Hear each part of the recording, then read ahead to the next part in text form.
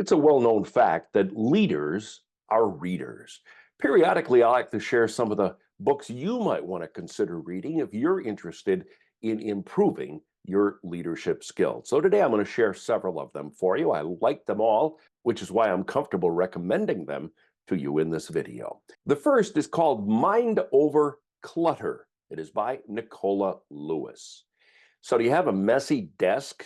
I mean, if you find that you're not as organized as you'd like to be, well, this book gives you some ideas about how to not only declutter your surroundings, but declutter your mind.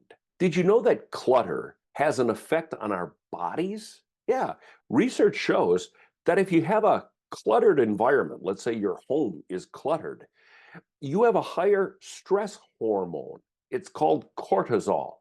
And the research tells us that it's higher in people who live around a lot of clutter.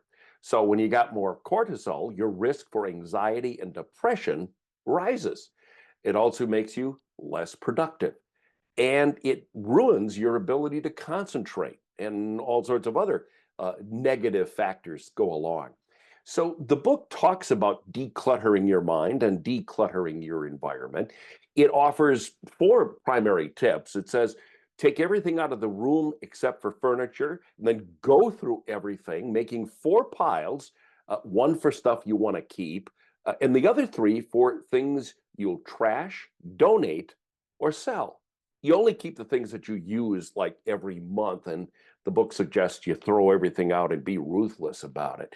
The author suggests that you clean your entire room, including inside your furniture, inside your desks. Don't forget the top shelves that might get dusty. Or for me, it's that center drawer of my desk. Yeah, that's not pretty.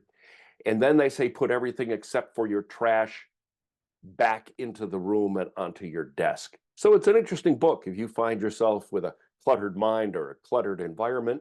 Again, the book is called Mind Over Clutter. The second book I want to talk about is called Leadership and Self-Deception: Getting Out of the Box. This book has been around for quite a while. I think it's the year 2000 that it came out, and it's become a kind of word of mouth success, and it sells a lot of copies.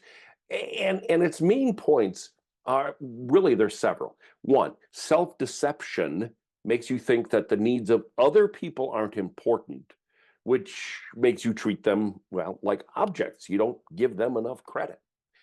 The book says everybody wants and deserves respect. Our entire society, it's drawn from our laws, our Constitution, builds on the factor of respect. But when it comes to the way we interact with people every day, well, sometimes we forget that principle. You deceive yourself by focusing too much on everybody else's weaknesses, while, I guess, giving yourself credit for being very virtuous and not having those weaknesses. It's a real back to basics book, Leadership and Self-Deception: Getting Out of the Box.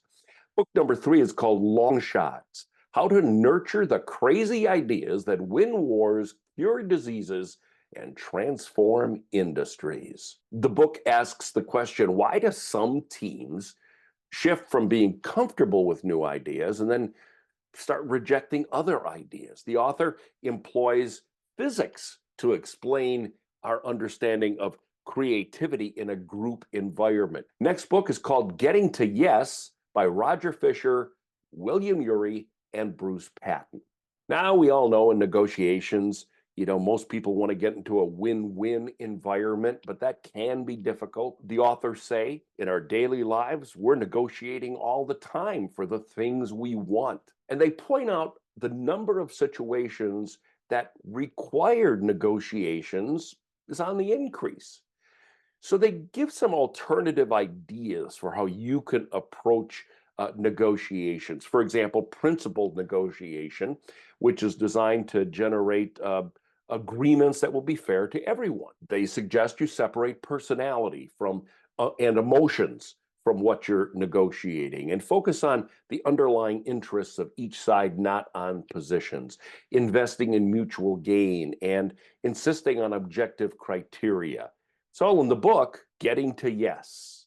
And the final book I want to share that I enjoyed was No Fail Habits by Michael Hyatt. Now, if you've been following productivity for some time, you know that Michael Hyatt's been writing about productivity for a long time, and he has a number of best-selling books out there. This one came out some time ago, and I think it's important for you to consider. It's a quick read, not a very long book. The full title of the book is No Fail Habits: Design the Daily Rituals That Help You Win at Work and Succeed at Life. That pretty much says the whole thing.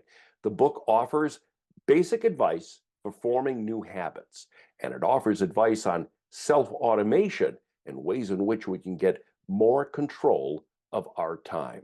The book is called No Fail Habits by Michael Hyatt. Those are just a couple of the leadership books that I've been reading and would suggest that you think about them as well. I enjoy getting suggestions on books that I should read. So if you've been reading something that you think I'd enjoy, post a comment below. I'd love to at least take a look at the things that you're reading and maybe add some of them to my list. Or if you prefer, just send me a private email at daveedwards@outlook.com. I'll be back with more book ideas in the future.